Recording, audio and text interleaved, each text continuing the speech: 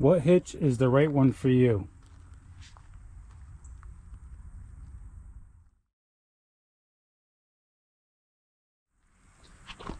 Hitches.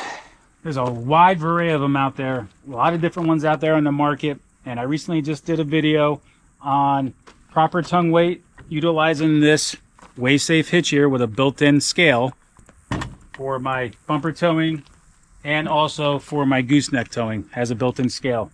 And I had somebody on that video, and I think some people on social media, I think Facebook or Instagram, says, I can't effing believe you tow with an aluminum hitch. That's crazy. I would never do that. I would only use a good old American steel hitch to tow when I'm towing. Now, these hitches, the ones I have here in front of me, are all 2.5 inch receivers. They're going to a 2.5 inch receiver, so they all have a 2.5 inch shank. The ratings on these hitches are so close. And here's a funny thing. This nice B&W all-American steel hitch is rated at 18,000 pounds at 1,800 pounds of tongue weight, which is 10% of your tongue weight. If your trailer weighs that much, your gross vehicle weight of your trailer, they're rating that tongue weight on this to be 18,000. Or sorry, 1,800.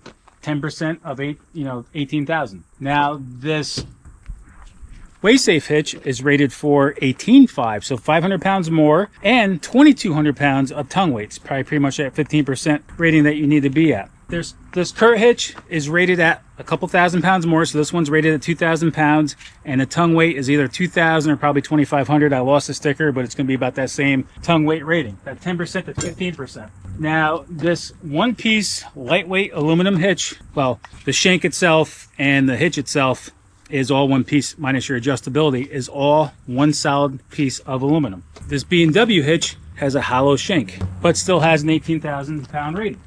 This Kurt hitch is all solid metal. There's no hollow point to it except for your holes where your pins go in. And this is all one piece basically down here minus the weld where they go together. But it's basically built as a one piece hitch with an adjustable ball. And then of course you have stainless steel. And you got steel for my gooseneck. These comments are like, I can't believe you use aluminum hitch. Well, the liability that these hitch manufacturers have is insane.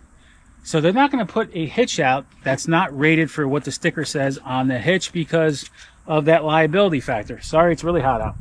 Because if something happens, and let's say somebody's towing 10,000 pounds with this WaySafe hitch, that's rated at 18,500 and 2,200 pounds of tongue weight, and that's rating with a 2 5/16 ball, not the 2 inch I have in here now. Let's say they're towing 10,000 pounds. So let's say this 2 inch ball, I'm towing 8,000 pounds, right? So I'm well under the tongue weight, I'm well under the rating of the hitch itself. And something fails. After the investigation happens, and heaven forbid somebody doesn't die, after that investigation happens, they're going to put it back on WaySafe. That something malfunctioned, something broke, the aluminum broke in this hitch. Same thing with B&W.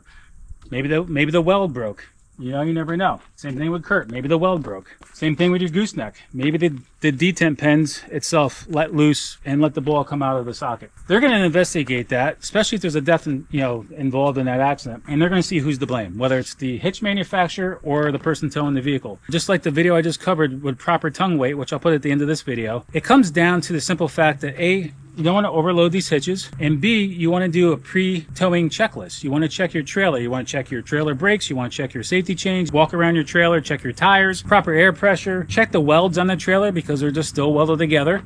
Same thing with your hitch. You want to do a pre-checklist. You want to make sure that you don't see any visible cracks in the aluminum. You don't want to see any visible cracks in the welds. You're still liable when you tow and hook up to those trailers, and a lot of people just hook up to trailers and just go, and basically they have God on their side because a lot of times people get away without having accidents. But at the same time, I do see a lot of accidents. Big plane. WaySafe makes a steel version of this hitch as well, so they sell steel as well. Now, stainless steel. Is stainless steel better than steel?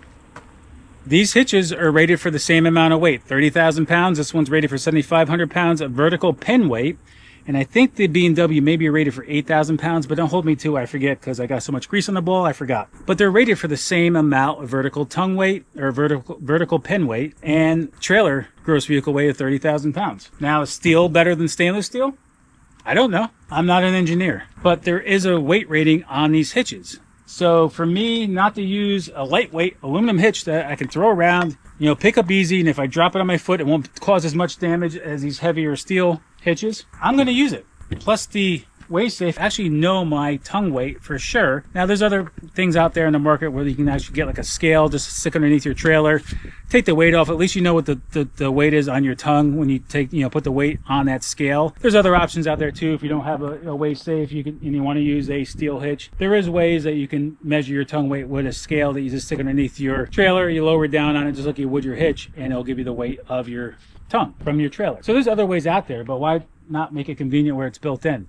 Now, do I only use weigh safe? No, there's times where I may tow with this. There may be times where I may tow with the Kurt, especially if I'm going over the 18,000 pounds. And I don't like to max everything out. So if I'm at 18,000 pounds, I probably wouldn't put it on one of these hitches rated for 18,000 pounds. I'd probably go to the Kurt. Give me a little bit of that 2,000 pound buffer, which is quite a bit of weight, right?